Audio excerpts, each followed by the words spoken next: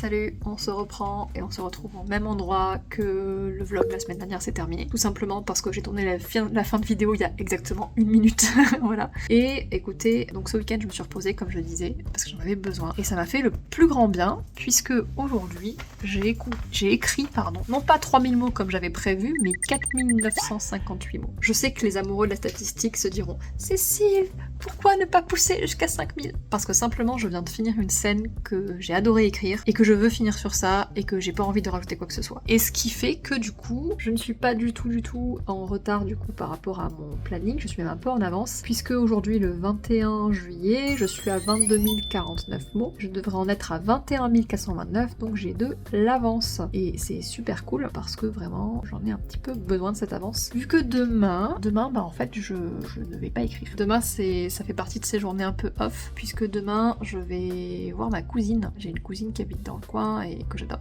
Coucou si elle voit ce vlog. Donc on va la voir. Et je pense qu'après, il y a de bonnes chances pour qu'on aille visiter une réserve ornithologique. Alors il y en a une qui est la réserve du Marcanterre, qui est interdite aux chiens. Bah c'était dommage parce que je suis pas toute seule ici et j'avais pas trop envie d'aller visiter seule et puis qu'ensuite mon copain lui aille seul aussi, enfin c'est un peu dommage. Et il y a le responsable de l'office du tourisme de là où on est qui m'a dit mais on a un guide du tout tourisme, donc il me l'a passé. Et en fait dans ce guide il y a le nom d'une réserve ornithologique autorisée aux chiens, en laisse évidemment, et donc c'est la réserve de Grand Lavier. Mais voilà, c'est le programme pour demain. Donc du coup je reprends l'écriture mercredi 23, et mercredi il faudra que je sois à 24 286, donc en gros j'aurai 2000 mots à écrire, donc ça va pas non plus être la mer à boire. C'est chouette au niveau de l'écriture parce que là du coup je suis toujours dans les brigades du Steam tome 3. Ce matin j'ai terminé le chapitre 3 qui était un chapitre où le personnage arrive dans un camp d'entraînement spécial pour les soldats blessés puis augmentés comme lui. Ça vous en dit déjà suffisamment et peut-être beaucoup trop. Du coup mercredi mon but c'est de finir le chapitre 4 que j'ai entamé aujourd'hui et que j'ai même pas rushé parce que j'ai pas écrit spécialement vite. Ce matin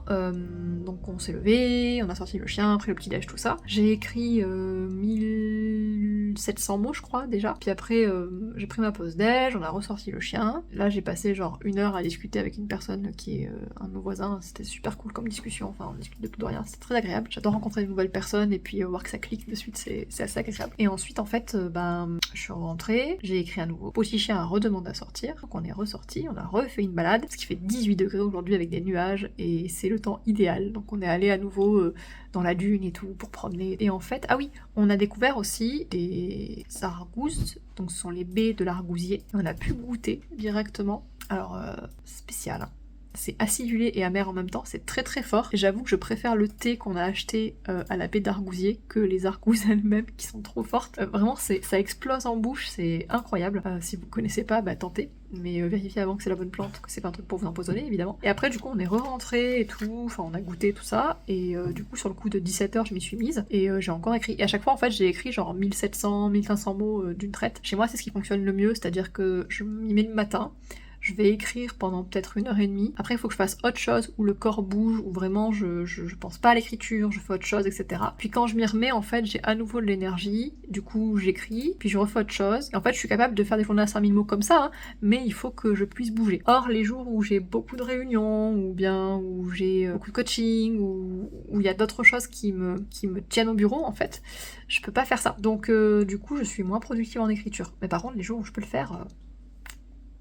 déjà quelque chose, hein, vraiment. Donc voilà, c'était ça aujourd'hui. J'avais pas de rendez-vous du tout. Cette semaine, j'ai pas de coaching en fait, à part j'ai une séance de cowork avec mes coachés, ça va être le jeudi. Et voilà, en parlant de cowork du coup, je suis plusieurs chaînes de cowork, je vous les mets dans la barre d'infos. Il y a la chaîne notamment de Waisepenfoya, qui est une streameuse chez qui je suis quasi tout le temps en fait. Enfin, pas quand elle est connectée, mais moi quand j'écris et que j'ai besoin d'un peu de motivation, c'est là que je vais. Je vais aussi assez souvent chez Christelle Lebailly, et je vais aussi chez La Loutre Burlesque, qui est très sympa également et que j'adore. Et il s'avère que ces 3 dames sont des ambassadrices de l'école d'écriture aussi. On se soutient mutuellement, mais aussi on participe aux activités les unes des autres, et ça me semble important. Et je vous conseille vraiment ces 3 chaînes. Elles streament à des horaires différents, avec des ambiances très différentes musicales, mais aussi de papotes, blabla, etc. Et il y a des communautés très différentes. Vous allez, je pense, y trouver votre bonheur. Voilà pour aujourd'hui.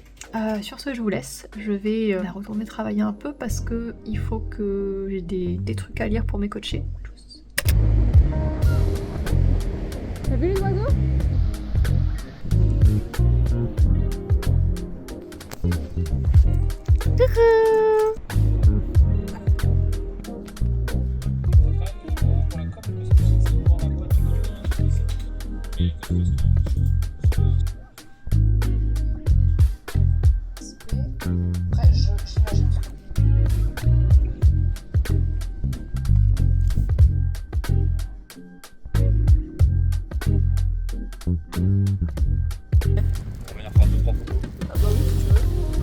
Et où maman?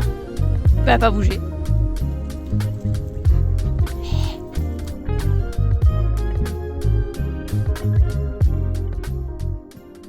Et bonjour.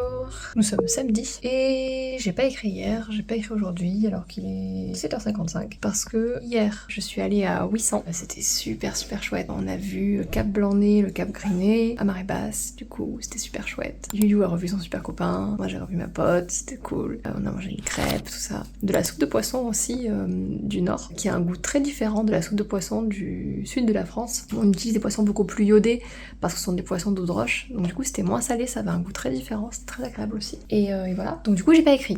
Cependant, cette semaine j'ai quand même atteint les 10 000 mots que je me suis fixé d'atteindre. Un poil de cheveux près, je vous avoue. Je suis très exactement, d'après mes notes, à 9 884 mots. Je pense que ça va. Et au total, je suis à 26 975, on va dire 27 000 mots, pour se figurer plus facilement l'objectif. Ça montre bien aussi que je suis quand même à peine plus de 3 000 mots de retard de mon objectif global pour le mois. Ce qui est un petit peu moins de 10% quand même, c'est pas rien, c'est pas non plus voilà, énorme. Et je vous avoue, là aujourd'hui je me suis dit ouais, je vais rattraper mes 3000 mots de retard, machin et tout. Puis chaque fois que je m'y mettais, j'étais là genre je suis fatiguée. Donc je me suis reposée. Je me suis reposée et j'ai terminé de lire.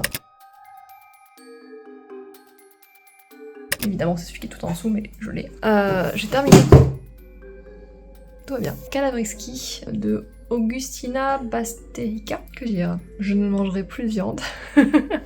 Déjà. Alors, Calabriski, c'est l'histoire d'un monde où les animaux sont devenus impropres à la consommation humaine. Du coup, ceux qui veulent de la viande se rabattent sur la viande spéciale, comme ils l'appellent. Et alors, trigger warning maximal de cannibalisme et de trafic d'êtres humains. En fait, la viande spéciale, ça désigne la viande d'humains. Et alors, vous avez la viande sans nom et la viande avec nom. Il y a tout un système, c'est hyper glauque, d'élevage et d'abattage, et ça fait poser... Alors, j'avais déjà un regard pas vraiment apaisé et d'accord sur le système d'exploitation animale qu'on a aujourd'hui et de voilà, tout ce qui est viande, etc. Mais alors là, encore moins, quoi. Ça vous remet les choses en perspective, c'est terrible. C'est narré sur une tonalité qui est extrêmement détachée de son sujet. Ça reflète pas l'indifférence du narrateur, mais plutôt la carapace qu'il essaye de se bâtir, parce qu'il déteste son métier. Et lui, il est gestionnaire dans un abattoir, en fait. Sauf qu'un jour, on lui refile une tête, comme il les appelle, une femelle, et on lui dit voilà, t'en fais un peu ce que tu veux, voilà les papiers, machin et tout. Et bon, il y a quand même des interdits,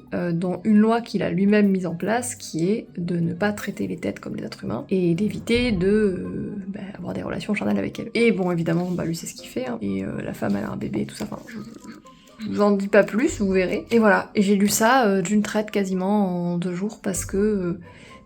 on dirait un espèce d'accident qui va au ralenti. Vous savez, quand vous êtes dans l'accident et vous pouvez pas échapper à la chose et tout ce que vous pouvez faire c'est attendre que ça passe, c'est ça. Voilà. Et c'est très hypnotisant, c'est très bien écrit. Si vous avez le cœur bien accroché, je vous le conseille. C'est un excellent roman. Par contre, pas à mettre entre toutes les mains parce que vraiment, voilà, très complexe au niveau des émotions et de ce que ça dit de la société et de nous-mêmes. Sachant que j'avais dit que j'avais besoin, après Ministère du Futur, de lecture un peu positive et tout, ça m'a bien remonté le moral.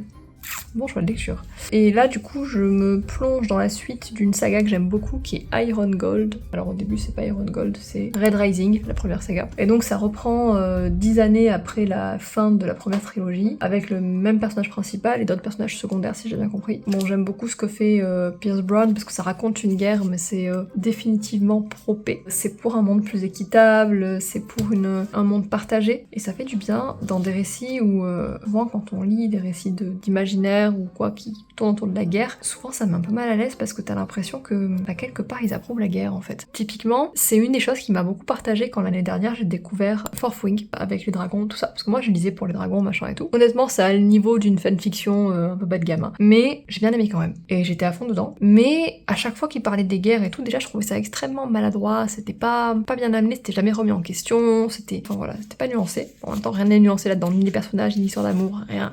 C'est comme des frites très très grasses, vous voyez. Vous savez que c'est pas bon pour vous, mais sur le moment vous en avez besoin. Et après vous regrettez. C'est un peu ça. Désolée pour ceux qui ont les frites très très grasses et qui ne durent que par ça. Pour le coup, j'ai l'impression, et j'espère que Pierce Brown c'est pas son cas, je crois savoir que dans cette suite, en fait justement, ça continue de montrer en quoi les guerres sont extrêmement inutiles en fait, et qu'elles ne parviennent pas à maintenir la paix, puisque la guerre est vraiment l'antithèse de la paix. Un des personnages d'ailleurs, qui est un personnage clé, essaye de faire comprendre aux autres personnages que la bonne solution c'est la diplomatie. Sauf que, est-ce que quelqu'un l'écoute ? Non, donc ça ressemble beaucoup au monde actuel. Enfin bref, voilà, ça c'était le point lecture.